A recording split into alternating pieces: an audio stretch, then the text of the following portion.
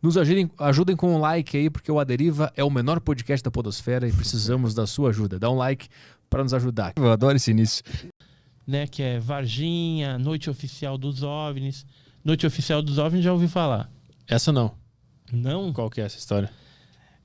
Esse caso ele é extremamente importante porque foi um caso que envolveu a perseguição, né, envolveu caças da aeronáutica na perseguição de mais de 20 objetos, mais de 20, que apareceram e invadiram o espaço aéreo brasileiro entre São Paulo, São José dos Campos e Rio de Janeiro. E depois, isso iniciou-se no dia 19 de maio de 1986. E persistiu durante 10 dias. Quem é que viu primeiro? Ou seja, quem viu primeiro foi o Sargento Mota. O Sargento Mota estava na torre de controle de São José dos Campos e ele, durante a noite, viu uns objetos luminosos mudando de cor e falou, isso não é avião. Pegou o binóculo, olhou de binóculo e falou, isso definitivamente não é avião. E o negócio estava sendo detectado no radar e não tinha nenhuma identificação. Aí que ele fez? Entrou em contato com São Paulo e entrou em contato com Brasília para comunicar. Aí Brasília falou, não, nós já detectamos também, já estamos sabendo, tal. E aí ficaram nas ligações ali, até que, como eram muitos objetos, o ministro da Aeronáutica foi acionado e foi comunicado, que era o brigadeiro Otávio Júlio Moreira Lima, brigadeiro Moreira Lima. E aí ele, qual que é o procedimento nesses casos? Quando você tem uma invasão e não identificado, você não sabe o que é, se é algum drone inimigo, se é algum artefato, se estão te invadindo de algum outro país, alguma coisa assim, então você tem que comunicar o presidente da República. Quem que era o presidente da República naquela época? Era o José Sarney. Que ano era? 1986. Ah, tá. Eu acho que eu tenho um jornal aqui da época. Deixa eu ver. E o José Sarney, então, foi acordado à noite para ser contextualizado desta invasão. Aqui.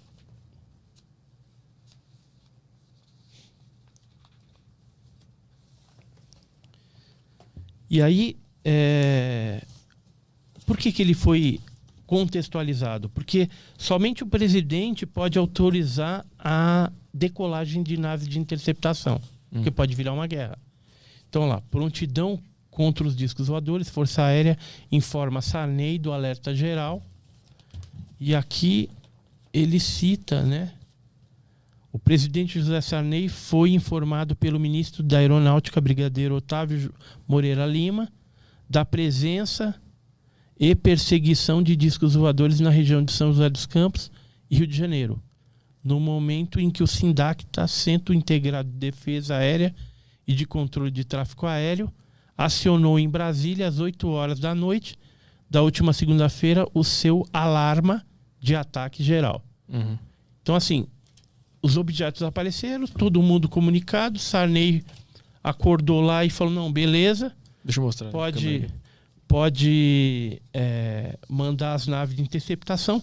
Aí o brigadeiro autorizou a decolagem de F-5 e Mirage. Dois caças rápidos que nós tínhamos naquela época.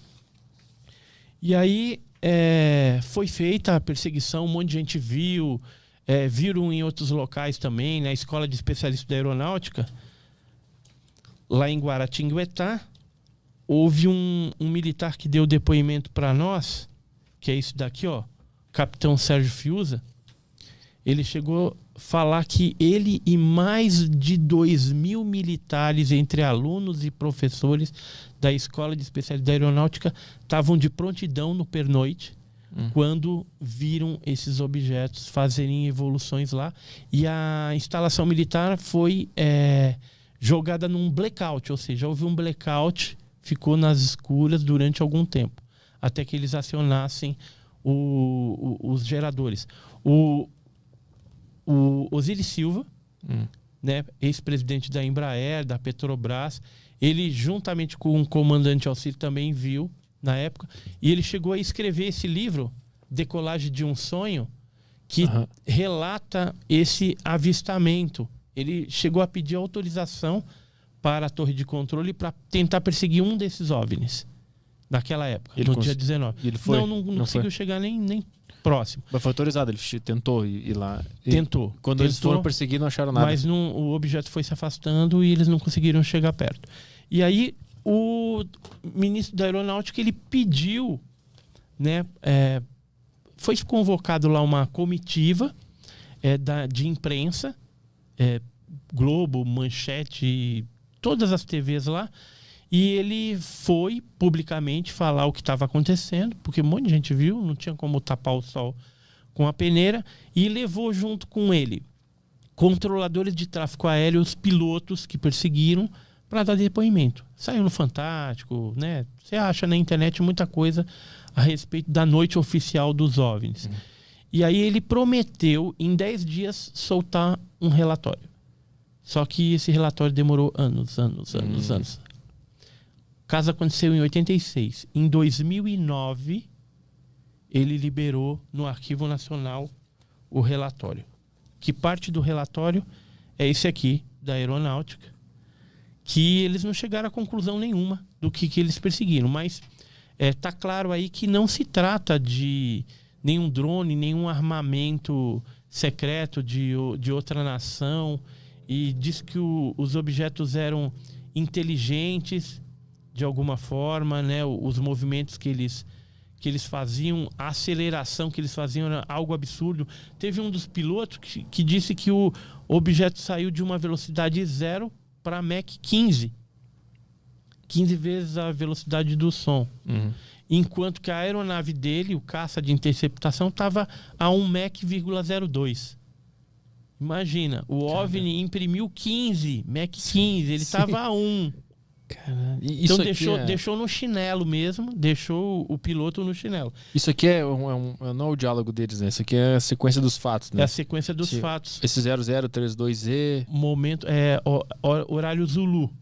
Que é isso? É uma terminologia de tempo que eles usam, geralmente os militares lá, eles usam esse tipo de coisa. Aí depois tem 0110Z. Aí eles vão... Cada fato representa um horário. Um horário que aconteceu. Então, por exemplo, aqui, ó, no 0110Z, o cara escreve aqui, o app/AN informa estar detectando alguns ecos em seu radar. Isso, o app é o órgão lá, a torre de controle. Tá.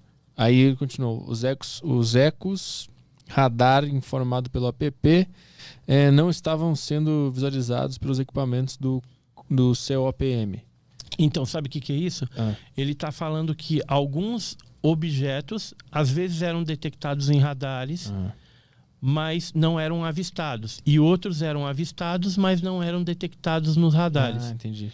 Mas nesse documento aqui, ó, que nós conseguimos dos Estados Unidos, aos Estados Unidos de novo, é um telex do Departamento de Defesa norte-americano, foi enviado de Brasília para o Washington. Ele fala aqui, ó, 3 diferentes tipos de sistemas de radares nos fazem acreditar que alguma coisa sobrevoou o Brasil na noite de 19 de maio. Aí ele cita aqui que Osiris Silva viu também e tal. Ou seja, o americano sempre está na cola. Eu acho que existe uma orientação para o Brasil sempre... Dos casos. Sempre falar para eles, ou eles já estão monitorando aqui? Eu acho que eles monitoram através do NORAD, que é um órgão lá de inteligência que eles têm nos Estados Unidos de detecção, mas eles têm um acordo com o governo brasileiro também em relação a esse assunto. Sempre que acontecer alguma coisa, nos informe. Já informa. E aí, o caso de maio de 86, ele foi uma onda. Ele durou 10 dias. Começou dia 19, terminou no dia 29 de maio de 86. Durante esses dias, vários objetos foram avistados em vários estados brasileiros. Não só avistamentos, mas ocorreram pousos e também contatos com tripulantes desses objetos voadores não identificados. Já no finalzinho da onda... Vai ter algum relato desses contatos? Tem vários. Saíram nos jornais, né? Eu tenho vários jornais que falam a respeito disso em várias partes do Brasil.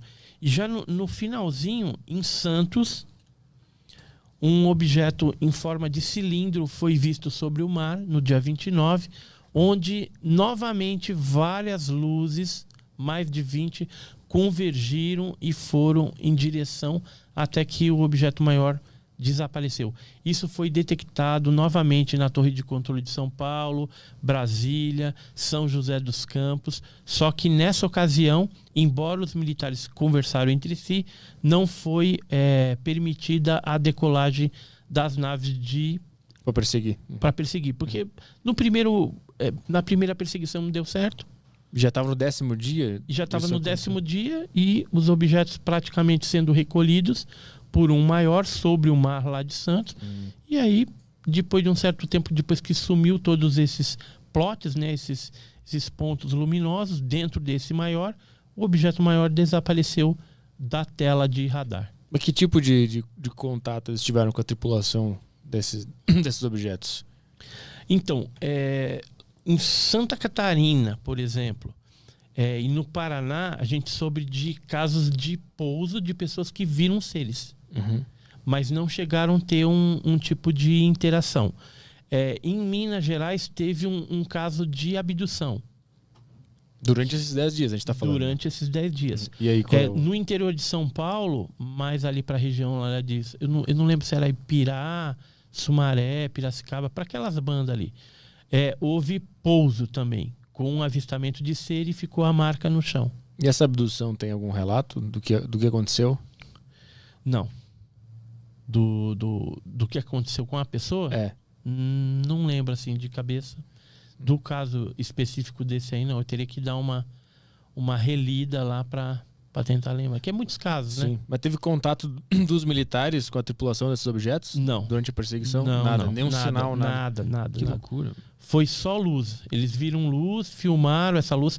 Teve uma equipe de televisão da Mixon em São Paulo que no dia 29, se não me falha a memória, eles estavam fazendo um comercial lá na Paulista, apareceu um desses objetos e eles gravaram.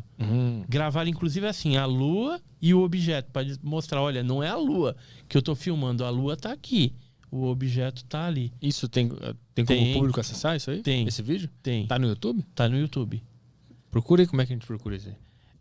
Noite Oficial dos OVNIs, 19 de maio de 86, e coloca vídeo TV Mixon. Enquanto o Caio procura ali, ó, tem aqui no... Como é que é o nome desse documento aqui que eu tô lendo? Isso aí é um relatório final sobre a Noite Oficial dos OVNIs feito pela Aeronáutica Brasileira. Aí na conclusão aqui, ó, como conclusão dos fatos constantes observados, em quase todas as apresentações, este comando é de parecer que os fenômenos são sólidos e refletem de certa forma inteligência, pela capacidade de acompanhar e manter distância dos observadores, como também voar em formação, não forçosamente tripulados. Como assim não forçosamente tripulados? Eles estão falando aí que pode ser teleguiado. Que você não tem a tripulação dentro dele, não tem um ser ali dentro. E aí poderia ser um objeto teleguiado, uma espécie de sonda, né? Que doideira. E tem mais uma aqui, ó. Por oportuno, cabe ressaltar a eficiência das unidades aéreas engajadas na operação, pois, de acordo com o previsto, cada uma dessas unidades mantém uma aeronave de alerta a 45 minutos e com menos de 30 minutos após o acionamento. 7 vetores armados estavam disponíveis para emprego. Isso aqui é o quê? Como assim 45 minutos? Menos de 30 minutos? Não entendi essa parte aqui. Como é que é? Cabe ressaltar a eficiência das unidades aéreas, tá? Ele está dizendo que a gente fez tudo certo, né? Pois, de acordo com o previsto, cada uma dessas unidades mantém uma aeronave de alerta a 45 minutos e com menos de 30 minutos após o acionamento. Deve ser eles devem ter combustível somente para esse tipo de... esse tempo estipulado. Não pode ficar mais. Mas provavelmente eles tinham até uma aeronave para decolar, caso precisasse, na substituição daquelas que foram na frente.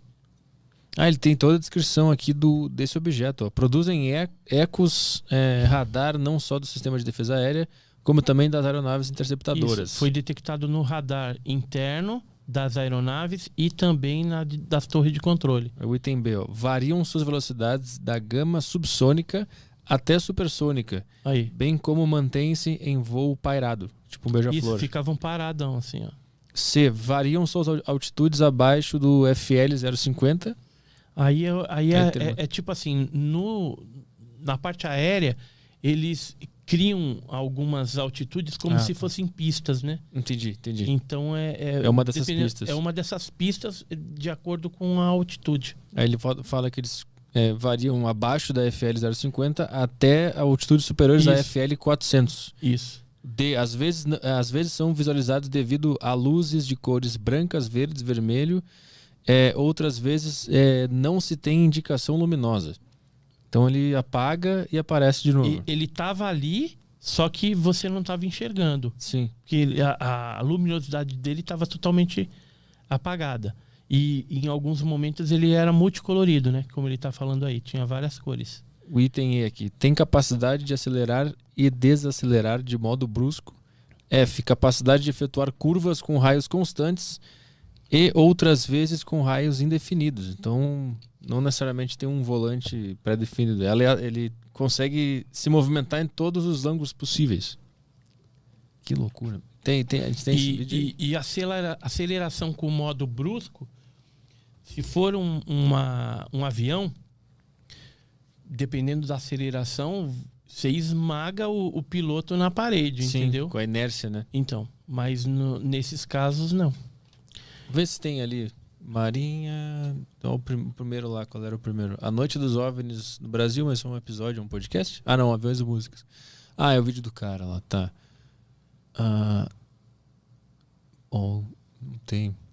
Noite oficial dos OVNIs, não tem aí alguma coisa? Tira o TV Mix, então, vamos ver. Lá no nosso canal a gente tem, né, o Arthur, no Enigmas e Mistérios. A filmagem que o cara mostra a lua e tal. Eu acho que tem... tem tanto vídeo lá. A gente tem, sabe o que no canal também? Os áudios dos controladores de terra falando com os pilotos durante a perseguição. Desse dia? Desse dia. São vários, né? São 16 áudios. Cara, que legal. E aí você vai vendo, né, o nervosismo do piloto. Tô me aproximando, não sei o quê. Uhum. Tô chegando, não sei o quê. Aí vai descrevendo. Aí tem um lá que fala assim: coloquei o objeto em Judite. Ou seja, quando ele coloca em Judite, é um termo técnico deles, que ele tá numa distância e travado no manche lá, que se ele atirar, ele acerta. Ah, isso aqui. Entendeu? Só que quando ele pôs o objeto em Judite, parece que o objeto percebeu. Uhum. E aí ele fala assim: objeto a 500, 1000, 2000, perdi o objeto. Negócio... Que loucura, meu. Vamos abrir para perguntas aí?